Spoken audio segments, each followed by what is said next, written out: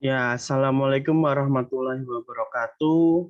Terima kasih atas kesempatannya. Perkenalkan, nama saya Firza Isnayuda Atmaja. Di sini saya dari angkatan 2020, mahasiswa program studi Sarjana Manajemen yang akan memandu terkait program EduKlas dari Hima Prodi Manajemen. Nah, pada kesempatan kali ini saya akan membahas latihan soal dari UAS tahun lalu terkait UAS pada semester 2. Jadi langsung saja kita masuk ke soal UAS yang ada pada tahun lalu, yaitu terkait investasi jangka panjang. Nah, di sini terdapat soal yaitu dari perusahaan Mulia, PT Mulia, yang menginvestasikan sebagian dananya dengan membeli saham PT OK.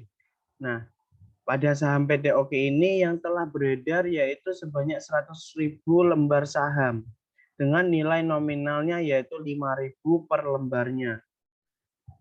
Nah, di sini sudah ada ketentuan-ketentuan transaksi yang sudah dipaparkan pada soal di UAS tersebut, yaitu ada 3 pernyataan. Yang pertama yaitu pada tanggal 8 Juni 2018, perusahaan PT Mulia ini membeli sebanyak 12.000 lembar saham PT OK dengan kurs sebesar 98. Nah, perusahaan ini dikenakan biaya transaksi sebesar 600.000 atas pembelian saham pada tanggal 8 Juni ini. Nah, untuk pernyataan yang pertama ini bisa diingat bahwa pernyataan ini yaitu membeli lembar saham dengan adanya biaya transaksi. Oke, kita next untuk pernyataan yang kedua yaitu pada tanggal 29 Desember 2018, di mana PT OK ini membagikan dividen sahamnya, yaitu kepada setiap pemegang 2 lembar saham lamanya akan menerima 1 lembar saham baru. Jadi apabila contoh dari pemegang sahamnya yaitu 5.000, memiliki 5.000 lembar saham, jadi hanya memiliki 2.500 saja karena ini 2 lembar hanya menerima 1 lembar saja. Jadi dibagi 2 namanya. Oke, bisa diperhatikan buat pernyataan yang kedua. Nah, kita lanjut ke pernyataan yang terakhir yaitu pernyataan ketiga, Pak. Terjadi transaksi pada tanggal 1 April 2019. Nah, di sini PT OK mengumumkan akan membagi dividen tunai sebesar Rp150 per lembar bagi pemegang saham yang tercatat di bursa tanggal 10 April. Nah, dividen tunai ini akan dibagikan pada tanggal 22 April 2019. Nah, itu adalah 3 pernyataan yang terpapar pada soal. Tapi di sini kalian diminta untuk mengerjakan 2 atas permintaan. Yang pertama yaitu buatlah ayat jurnal terkait dengan semua informasi transaksi tersebut di atas. Dan yang kedua yaitu berapa proporsi kepemilikan saham dan harga perolehan per lembar saham perusahaan Mulia pada tanggal 8 Juni 2018 dan setelah 29 Desember 2018. Oke, kita langsung masuk saja, yaitu yang pertama pasti kita menuliskan untuk mempermudah kita dalam mengerjakan soal, yaitu diketahui pada PT Mulia lembar saham itu sebesar 100.000 dan nilai nominalnya yaitu 5.000. Nah, untuk pernyataan yang pertama yaitu buatlah ayat jurnal terkait dengan semua informasi transaksi tersebut di atas. Jadi 3 pernyataan, 3 transaksi ini dituliskan dalam sebuah ayat jurnal. Oke, pada tanggal 8 Juni itu PT Mulia membeli saham 12.000 lembar saham PT OK dengan kurs 98 dan kena biaya transaksi yaitu 600.000. Nah, karena membeli saham untuk ayat jurnalnya yaitu pada akun debit yaitu investasi dalam saham, dan menerimanya di bagian kredit yaitu sebagai kas. Nah, hasil dari perhitungan investasi dalam saham ini diketahui yaitu hasil dari harga beli ditambah biaya transaksi. Yaitu di sini saya tuliskan terkait harga perolehan. Nah, harga perolehan itu didapatkan dari harga beli ditambah biaya transaksi. Nah, kalau biaya transaksi ini sudah diketahui di dalam soal, maka kita perlu mengisi dari harga beli sehingga kita bisa memperoleh jawaban dari hasil dari harga perolehan. Nah, harga beli sendiri itu dihitung melalui yang pertama yaitu kita tuliskan yaitu lembar saham yang akan dibeli oleh PT Mulya, yaitu diketahui di soal yaitu 12.000 lembar saham. Nah, kemudian dikalikan dengan banyaknya kurs yaitu 98 dan dikalikan dengan nilai nominalnya. Sehingga di sini harga belinya yaitu sebesar 58.800.000. Kemudian ditambah 600.000 diperoleh harga perolehan sebesar 59.400.000 rupiah. Sehingga kita tuliskan di dalam ayat jurnalnya yaitu investasi dalam saham yang diperoleh dari harga perolehan itu sebesar 59.400.000 karena akun ayat jurnal harus balance dan tidak ada hal yang membuat itu berubah sehingga kas mengikuti dari besarnya investasi dalam saham yaitu sebesar 59.400.000 rupiah. Itu pada transaksi yang ke-1 yaitu tanggal 8 Juni. Oke, kita masuk ke transaksi yang kedua yaitu PT OK membagikan dividen sahamnya yaitu kepada setiap pemegang 2 lembar saham lama akan menerima 1 lembar saham baru. Nah, di sini itu kita tidak memasukkan ke ayat jurnal, tapi kita memasukkan ke catatannya, yaitu ketika PT Mulya ini per 29 Desember itu memiliki 12.000 lembar saham. Nah, karena akan dibagikan secara dividen, yaitu 2 lembar saham lama menjadi 1 lembar saham baru, sehingga 12.000 ini untuk mencari dividen saham yaitu 12.000 dibagi 2, yaitu hasilnya ketemu dividen sahamnya yaitu sebesar 6.000. Nah, kemudian kita mencari total lembar saham yang dimiliki setelah pembagian dividen. Jadi, untuk mencari total itu kita cari lembar saham yang beredar sebelumnya ditambah dengan lembar saham yang beredar secara dividen yaitu sebesar 12.000 ditambah 6.000 yaitu ketemu 18.000.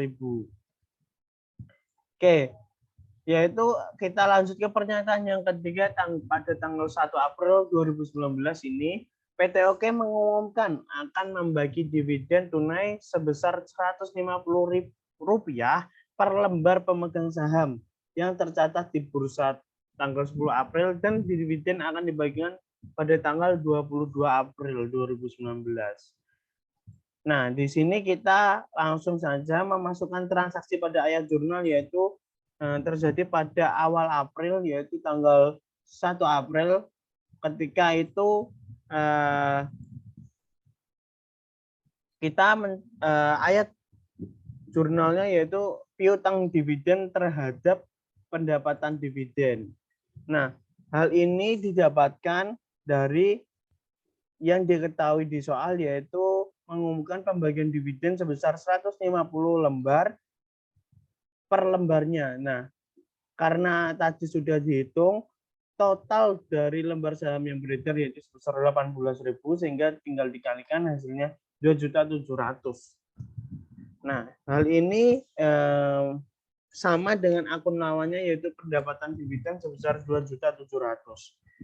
Kemudian untuk tanggal 22 April juga begitu sama yaitu adanya pembagian dividen tetapi ini untuk debitnya yaitu akun kas dan akun kreditnya yaitu piutang dividen sebesar Rp2.700.000. Oke, untuk poin A kita sudah mengerjakannya. Lalu untuk poin B ditanyakan ketika berapa proporsi kepemilikan saham dan harga perolehan per lembar saham perusahaan mulia pada tanggal 8 Juni 2018 dan setelah 29 Desember 2018. Jadi kita tulis saja yang ditanya yaitu proporsi pada tanggal 8 Juni 2018 dan selanjutnya proporsi setelah tanggal 29 Desember 2018. Nah, ini ditemukan hasil perhitungan yaitu 12% dan 18%. Nah, 12% itu dilihat dari mana? Dilihat dari lembar saham yang dibeli dibagi dengan lembar saham pada yang beredar yaitu 100.000. Jadi hasilnya yang dihasilkan yaitu 12% dan begitupun proporsi setelah tanggal 29 Desember yaitu ketika diketahui bahwa total lembar saham karena akhir periode 29 Desember yaitu total lembar saham dibagi dengan lembar saham yang beredar yaitu 18.000 dibagi dengan 100.000. Hasilnya yaitu 18%. Nah, akhirnya untuk soal yang pertama kita sudah mengerjakannya. Lanjut kita masuk ke soal yang kedua yaitu terkait utang obligasi. Nah, di sini sudah dikasih di sebuah studi kasus pernyataan di mana PT X mendanai sebagian kegiatan usahanya dengan menerbitkan dan menjual obligasi di mana obligasi tersebut memiliki nilai 5 juta per lembar. Jangka waktunya 5 tahun untuk bunganya 10% per tahun yang dibayarkan tiap 1 April dan 1 Oktober. Pada 3 April 2018, PT X ini menjual obligasi sebanyak 10 lembar dengan kurs 102. Nah, kita tulis dulu diketahuinya nilai nominal 5 juta, periode atau N 5 tahun dan bunga 10%. Interestnya per tahun. Jadi kita diminta mengerjakan dua jenis soal, dua permintaan yang mana yang pertama yaitu buatlah ayat jurnal yang diperlukan untuk mencatat transaksi selama tahun 2018 yang meliputi transaksi penjualan obligasi, pembayaran bunga, dan jurnal penyesuaiannya. Oke, yang pertama yaitu terkait ayat jurnal tentang penjualan obligasi. Nah, penjualan obligasi ini diketahui pada 3 April itu menjual obligasi ya. Nah, akhirnya akun debitnya yaitu kas terhadap utang obligasi dengan agio utang obligasi. Nah, agio karena di atas nilainya, yaitu kas ini dapatkan yaitu 5 miliar 100 juta itu berasal dari total kurs yang beredar yaitu 102 dikalikan dengan nilai nominalnya yaitu 5 juta dan dikalikan dengan jumlah lembar sahamnya yaitu sebesar 1.000 lembar. Oke, tinggal dikalikan dan ketemunya yaitu 5 miliar 100 juta dan dengan akun lawannya yaitu utang obligasi yaitu sebesar 5 miliar hasil perkalian dari nilai nominal dikalikan dengan banyaknya obligasi yang beredar, yang terjual maksudnya. Nah, akhirnya 5.100.000 ini berasal dari utang obligasi ditambah dengan agio utang obligasi, yang mana agio utang obligasi ini didapatkan dari kas dikurangi dengan utang obligasinya. Jadi kelebihannya ya. Kalau minus berarti disagio. Karena ini positif, akhirnya ini disebut sebagai agio utang obligasi. Oke. Untuk yang kedua yaitu terjadi transaksi pada 1 Oktober. Yaitu di mana ini adanya pada tanggal 1 April dan 1 Oktober itu terkait pembayaran kupon atau bunga. Nah, untuk akunnya yaitu biaya bunga terhadap kas, di mana biaya bunga ini didapatkan 250 itu dari bunga per tahunnya yaitu sebesar 10% dikalikan dengan utang obligasi karena ini utang dan bunga akhirnya dikalikan dengan utang obligasi dan dikalikan dengan 6/12 yaitu antara dengan range waktu pembayaran kupon yaitu April, Mei, Juni, Juli, Agustus, September, Oktober. Oke. Dan akun lawannya yaitu terhadap kas sebesar 250 juta. Oke. Setelah kita membuat ayat jurnal terkait obligasi dan pembayaran bunga, selanjutnya kita masuk ke jurnal penyesuaiannya atau AJE. Nah, kebetulan AJE itu dikerjakan ketika di akhir periode. Akhirnya ditulis pada tanggal akun transaksi yaitu sebesar 31 Desember 2018. Yaitu terhadap bunga berjalan yaitu bunga yang tersisa setelah dengan tanggal transaksi terakhir, yaitu transaksinya ini untuk pembayarannya itu tanggal 1 April dan 1 Oktober. Yang mendekati dengan akhir tahun yaitu 1 Oktober dengan 31 Desember ini yaitu kita hitung Oktober, November, Desember, berarti 3 bulan.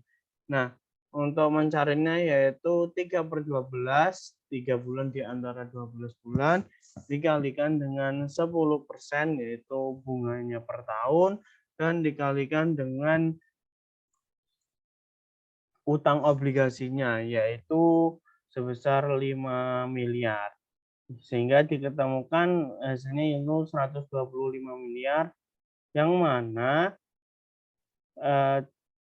jurnal penyelesaiannya yaitu antara debitnya biaya bunga terhadap utang bunga, yaitu dihasilkan 125 dari bunga berjalannya, yaitu 3/12 kali 10% dikalikan dengan utang obligasi, yaitu dihasilkan yaitu 125 juta. Nah, sehingga dengan adanya jurnal penyesuaian pastinya adanya amortisasi agio ataupun disagio. Kebetulan di sini yaitu agio, dan agio per tahunnya yaitu agio pada dasarnya yaitu 100 juta yaitu selama 5 tahun. Kita cari agio per tahunnya yaitu dengan cara agio utang obligasi secara keseluruhan selama 5 tahun 100 juta dibagikan dengan 5 dengan jumlah periodenya yaitu menghasilkan 20 juta, dan amortisasi pada 2018 sisanya yaitu dari 3 April ke 31 Desember, yaitu setelah adanya menjual obligasi. Nah, hal ini untuk mencarinya yaitu kita hitung awal April hingga Desember, yaitu April, Mei, Juni, Juli, Agustus, September, Oktober, November, Desember. Nah, itu 9/12, hasilnya 9/12 yaitu banyaknya bulan selama 1 tahun. Kemudian dikalikan dengan agio per tahunnya, yang mana hasilnya 15 juta.